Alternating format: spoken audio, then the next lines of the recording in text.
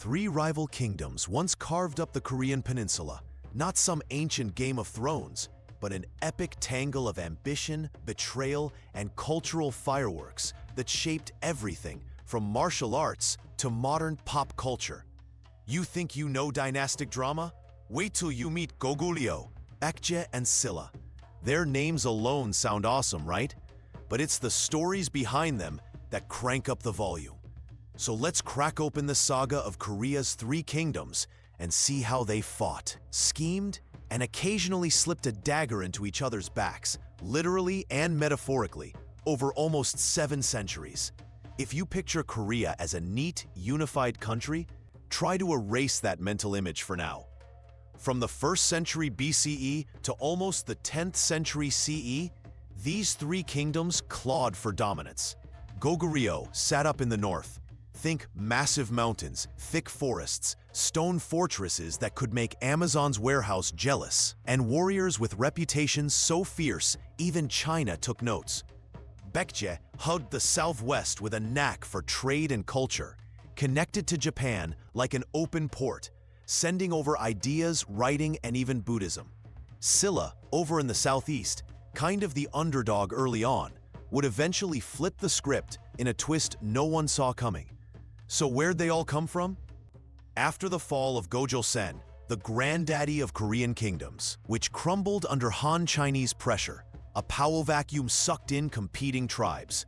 Goguryeo got its roots from walled city-states along the Yalu River, and if you believe the founding myth, a half-god, half-man hero named Jumong started the dynasty by literally hatching from an egg. Yeah, take that Superman origin story. Around the same time, Baekje brewed up along the Han River, kicked off by Onjo, who was, depending on which ancient scroll you trust, either Jumong's son or another offshoot of royalty wanting his own turf. Silla's birth is even better. Legend has it King Hyuk Gosei emerged from a glowing egg and was chosen by a chorus of birds. These aren't just bedtime stories. They were political manifestos, shouting, "We have divine right too." Alliances and wars? Oh, there were plenty. Goguryeo was the big dog early on, smashing Chinese armies more than once and building the kind of fortress cities that made attackers cry.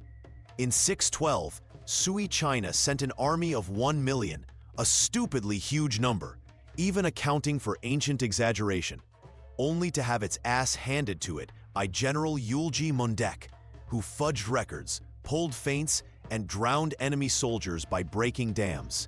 Kinda makes you cheer for the underdog, right? Meanwhile, Baekje decided, let's get famous for culture, and boy did they.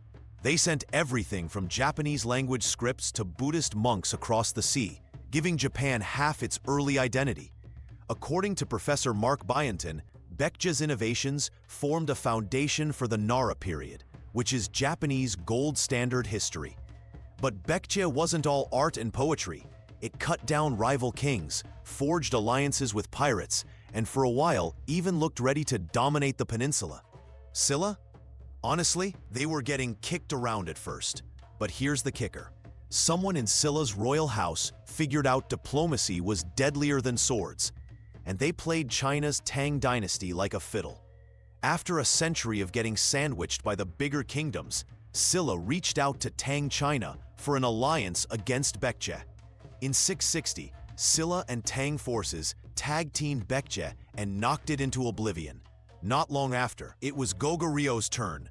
668 saw Silla and Tang launching a two-pronged attack, with the last Goguryeo king captured and the kingdom wiped off the map.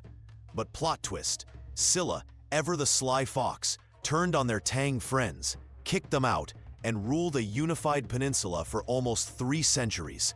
Quick checkpoint.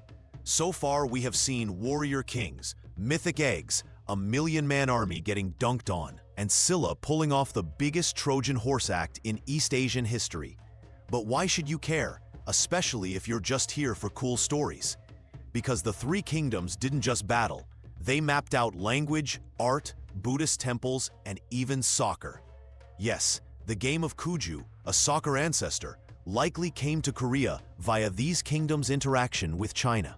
You can still see their fingerprints in Korea's martial arts, pagodas, and regional accents. So if you love seeing how tiny tweaks topple empires, tap subscribe so you never miss the next domino. After Scylla's golden age, Korea splintered again because nothing stays quiet for long in this story, and Goguryeo old elite founded Balhae up north. That's a tale for another day. But the Three Kingdoms era left a permanent mark. Ironclad city walls scattered across forests, layers of temple bells in morning mist, and a swagger in Korean culture that says, "We survived centuries of chaos and came out artsy, fierce, and weirdly good at team sports." It was never just about orders. It was about forging an identity from fire.